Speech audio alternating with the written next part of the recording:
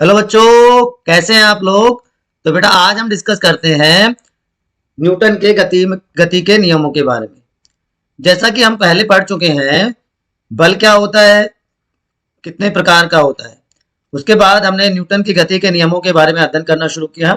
गति का प्रथम नियम हम पहले ही डिस्कस कर चुके हैं, जिसे जड़त्व का नियम भी कहा जाता है। तो आज हम बात करेंगे गति के दूसरे नियम की।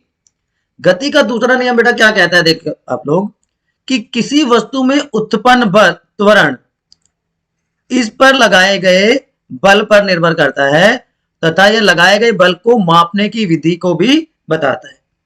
ठीक है, अब इसको हम दूसरे ढंग से ऐसे बता सकते हैं कि किसी वस्तु में संवेग परिवर्तन की जो दर है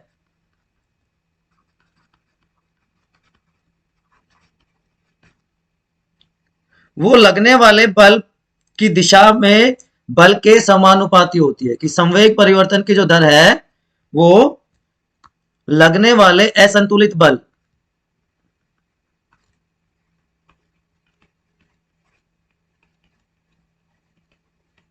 के समानुपाती। तो दो चीजें हमारे पास, संवेग में परिवर्तन की दर और असंतुलित बल जो उसके समानुपाती होगा। इसे ही गति का दूसरा नियम भी कहा जाता है। अब इसको देखो, बड़े आसान से तरीके से हम समझते हैं कि मान लीजिए हमारे पास एक वस्तु है जिसका द्रव्यमान कितना है बच्चों, m मान लेते हैं हम। वस्तु का द्रव्यमान है m, ठीक है। उसका प्रारंभिक वेग क्या होगा, उसको u से लिखा जाता है। प्रारंभिक वेग को हम u से लिखते हैं जब वो सीधी रेखा में चल रहा है। और अंतिम वेग v, अंतिम वेग बराबर v हो जाएगा, ठीक है। और उस पर लगने वाला बल, फोर्स, उसको हम F से दिखा देंगे। और कितने समय तक वो बल लगा, समय को t से दर्शाया जाएगा, ठीक है। अब हमने पिछले वीडियो में देखा था संवेग क्या होता है। संवेग द्रव्यमान और वेग का गुणनफल होता है। द्रव्यमान और वेग का गुणनफल होगा। तो अब जो दी हुई वस्तु है, जो दी हुई वस्तु है उसका आरंभिक और अंतिम संवेग हमें निकालना पड़ेगा। हमने देखा था संवेग को P से दर्शाया जाता है, P is equal to m into V. तो वस्तु का प्रारंभिक वेग क्या होगा, संवेग सॉरी, वस्तु का प्रारंभिक संवेग क्या होगा बच्चों, बताइए। प्रारंभिक संवेग क्या होगा, P1 is equal to M U, है ना, वेग वेलोसिटी। और वस्तु का अंतिम वेग क्या हो जाएगा, अंतिम संवेग P2 बराबर एम वी हो जाएगा। तो संवेग में परिवर्तन की दर को कैसे लिख सकते हैं हम, संवेग में परिवर्तन P2 माइनस P1 हो जाएगा। संवेग में परिवर्तन P2 माइनस P1 से लिख देंगे हम, P2 माइनस P1, ठीक है। अब P2 क्या है हमारा mv और P1 क्या है हमारा mu, ठीक। m कॉमन आ जाएगा हमारा यहां पर, तो v माइनस u।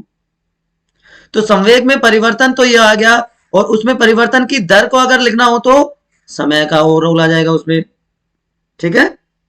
t समय, अभी हमने देखा था ना, t समय होता है, t समय था। तो संवेग में परिवर्तन की दर M V minus U upon T हो जाएगा। अब हमने न्यूटन के गति के नियम की क्या परिभाषा देखी, कि इस गति के द्वितीय नियम के अनुसार संवेग में परिवर्तन की दर उस पर लगने वाले असंतुलित बल की दिशा में बल के समानुपाती होती है। तो संवेग में परिवर्तन की दर जो है वो बल के समानुपाती। तो संवेग में परिवर्तन की दर क्या है, M V minus U upon T. तो ये बल के समानुपाती होगी, ठीक है। समझ में आई बात, अगर नहीं आई तो आप पूछ सकते हैं। तो F समानुपाती हो गया वेग में परिवर्तन की दर की, ठीक है। अब हमने पिछले अध्यायों में पढ़ा था त्वरण क्या होता है, एक्सेलरेशन जिसको कहा जाता है, एक्सेलरेशन होता है v माइनस यू बराबर अपॉन टी। तो f is equal directly proportional मतलब समानुपाती है।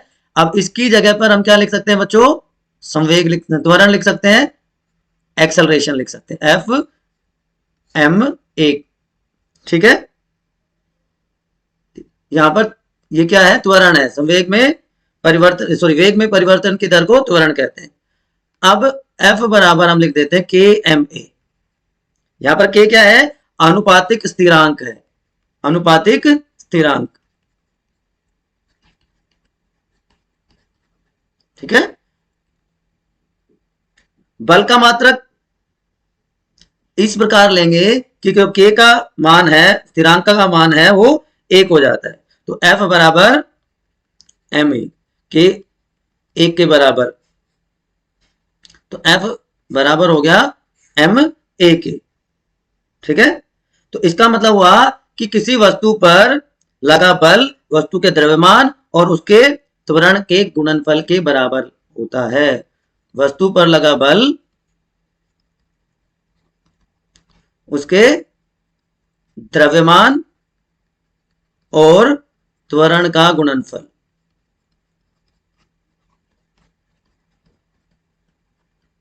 समझ आया आपको?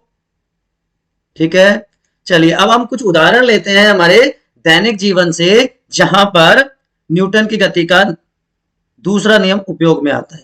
ये आप में से लगभग हर बच्चे ने ये क्रिकेट का गेम खेला होगा। तो आप जब कैच लेते हो बच्चे, तो आप हाथ को नीचे की तरफ खींचते हैं, है ना? नीचे की तरफ क्यों खींचते हैं, इसका क्या कारण है? अब देखिए, जब बॉल जो है फील्डर की तरफ आती है, क्षेत्र रक्षक की तरफ आती है, तो जो तेजी से घूमती हुई बॉल है ना बच्चों, उसके वेग के कारण उसमें संवेग की मात्रा अधिक है। यहां पर बॉल तेजी से घूम रही है, तो घूमती हुई बॉल में क्या है, वेग है ना? और वेग के कारण संवेग की मात्रा भी अधिक है।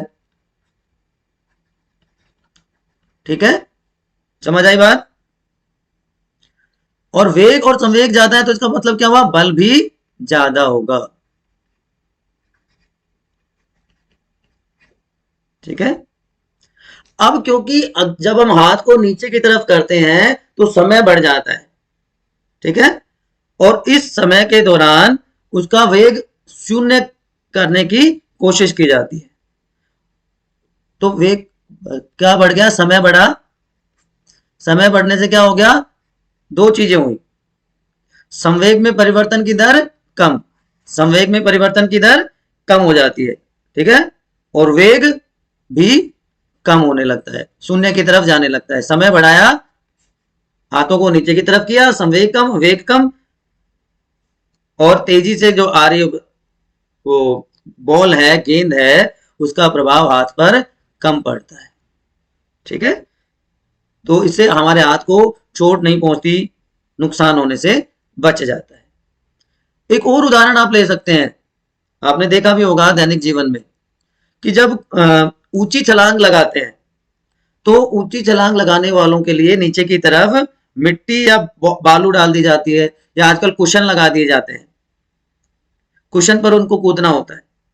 ये भी छलांग लगाने के बाद गिरने के समय को बढ़ाने के लिए होता है, कि जब खिलाड़ी मिट्टी पर या कुशन पे गिरेगा तो समय सीमा बढ़ जाएगी, संवेग कम हो जाएगा, वेग की दर भी कम हो जाती है।